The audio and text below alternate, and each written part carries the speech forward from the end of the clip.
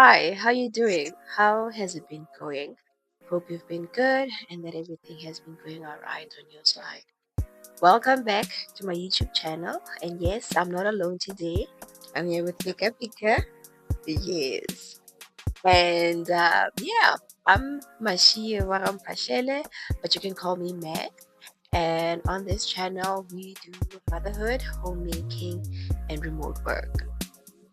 Now, I'm currently a mommy of two tinies, and with back to back pregnancies, I am in a position where I find myself that I am starting over, not only with my career, but also as a homemaker and as a mom. I mean, there's nothing that screams starting over as a mom than tinies in your home.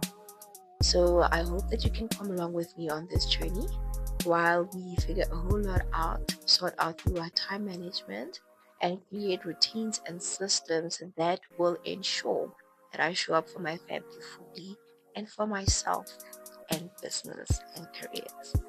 So, yeah, it is so important, so important as a mom to be flexible, you know, and but again, maneuver whenever you need to, because there is no way that your days are the same. Letšatši le le lengwe le le lengwe comes le tša yona, and so you need to navigate, maneuver, and figure it out. So with that, and as a homemaker and a remote worker, it is so important that you learn to balance, and also you create systems and have systems and routines that can ensure the smooth running of your home and your remote. Now I understand we work remotely for different reasons. You might be working for a specific company, you might be working for yourself, or also you just might be freelancing and you have a couple of clients. But either way, you need to have a certain amount of output at the end of the day so as to get your planned or get your forecast income at the end of the month. And yeah, no, we all know for in this economy that income is important. It is very necessary, especially with the possibility of us facing very difficult challenges ahead. But like I said, as a mom, you move, you navigate, you maneuver, and you figure it out, because it's not just about you, mommy. It's really not just about you, you know. It's about those tiny humans that God has blessed us with, and God entrusted us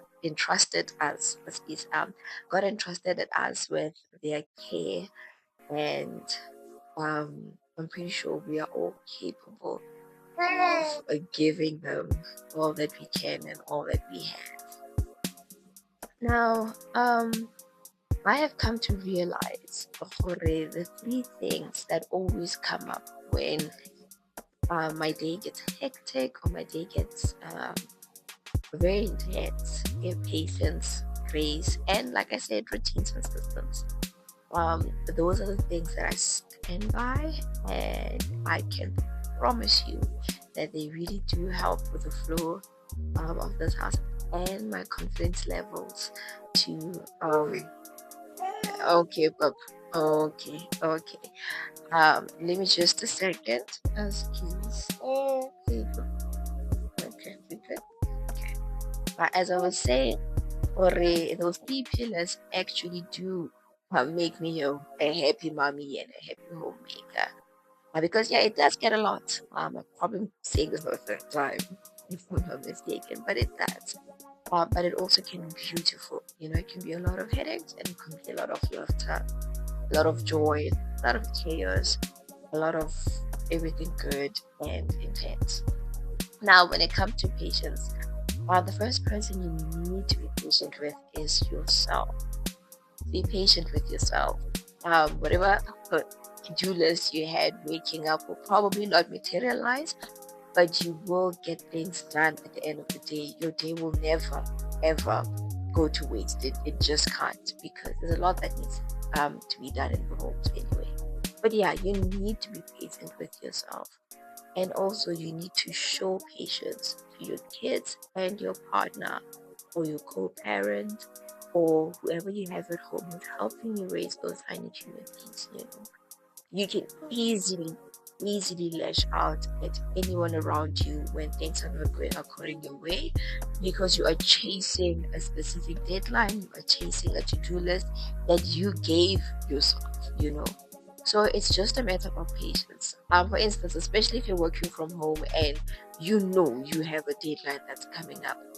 My advice, always ensure that your deadlines, say you give it a 2-3 days, longer than you actually would or you normally would.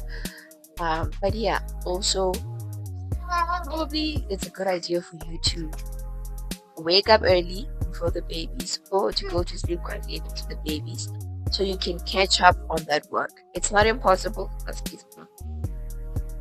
It's not impossible for you to actually get your output, but don't try force it in the midst of the chaos. Get a bit done when the kids are calmer, get a bit done when the kids are not trying to play with you or spend time with you. Get it done whenever you can. And also, don't overextend yourself. Don't be taking on more clients than you actually can, or rather communicate with your bosses. If say you're working for someone, communicate with your bosses and be realistic about your timeline. So let's not try when things are not working. And also your co-parent. Oh, lovies, let's be patient. Let's show so much patience and kindness. Okay, I'm going to be gone for just a bit. Let me just check what's happening and making us fussy, make fuss. Okay, it's time for our nap, and we're not so happy that mommy is talking instead of helping us sleep. So we're gonna try to do both. Yes, we are. As I was saying, yeah, be patient with your co-parent, with your partner, or whoever is at home helping you with your kids, because they're trying. As much as you're trying, they're trying. You have your own system, they have their own systems, and sometimes those systems can clash, which is important that you guys communicate the systems you would like to implement. I would also say communicate and ask them, as the primary parent, as the primary caretaker, can your systems be the ones that are being implemented?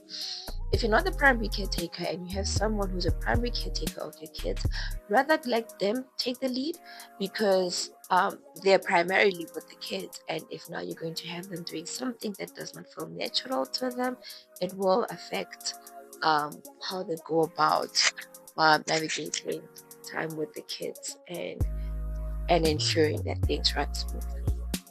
So yeah, teamwork definitely does make the dream work, and it does help the home run smoothly, and everyone in the family is happy, and we're all good. So let's communicate. Yes, let's communicate. So also now the other thing I did mention was grace. Oh, please give yourself grace. Okay. Oh no, that's what we're crying for. We're trying to eat mommy's milk. What? Okay, then. Okay. So we'll say, give yourself grace. You're doing your best. You're showing up for your kids. You're showing up for your home. You're showing up for your family, and you're showing up for yourself.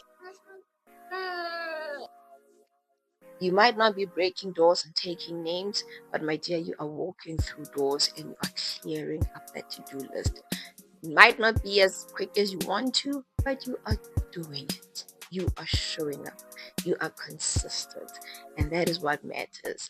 So give yourself as much grace as you can. That should also just be written on your mirror for your to-do list as a reminder to you to give yourself grace. And your kids as well. Give them grace as well. They're doing their best. These tiny tinies are not waking up in the morning with the intention of making your life difficult. They are waking up in the morning with the intention of growing and growing more. And with me at this stage, they are discovering themselves and discovering the environment around them. So curiosity is a huge theme in our home, and adventure. So be adventurous with your babies. Be curious with your babies. Don't be harsh. If they're going for your diary and scribbling in it, hey, you have some nice artwork in your diary, cherish it, enjoy it. Like they say, many moms of older kids would say, these moments fly past fast. And I can believe it. I cannot believe that Tab is where she is today. And also Pikachu as well. I feel like, come on, I miss my toothless babies. Where are they? But they've grown, hey? That's how it goes. And again, show your partner and the rest of the people helping you with your kids in some ways. We are all doing our best. And we all want what's good for the kids. We might not go about it the same way, but the end goal is the same. And now, Grace. Oh my goodness. Routines and systems. Now, I can go on and on and on and on about those. So, that, my dears, is a conversation for a whole other day. Now, I did mention I'm rebuilding. And one of the most important things I'm rebuilding is my career. Before being a mom, even before COVID, I had a nice freelance portfolio that I was comfortable with.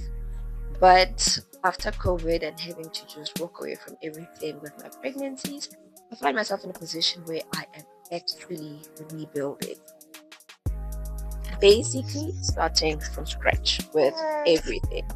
And of all the things that I'm starting afresh with, the one I'm most excited for is Miss Recycle Fest. This has been a dream. It has been a passion project. I have always psyched myself out of it until I went to this training. And, our trainer did specifically call us out of it. You can't be out there trying to improve or make an impact in the world while you're not doing the same with yourself. So, what is your personal mission? What is your personal vision? And what's your game plan to actually making sure all that comes to fruition? Basically, treat your life as a business. Think of it as a business. If you are a business, what is your goal? And what is your aim? And what is it you are looking to achieve? And do it.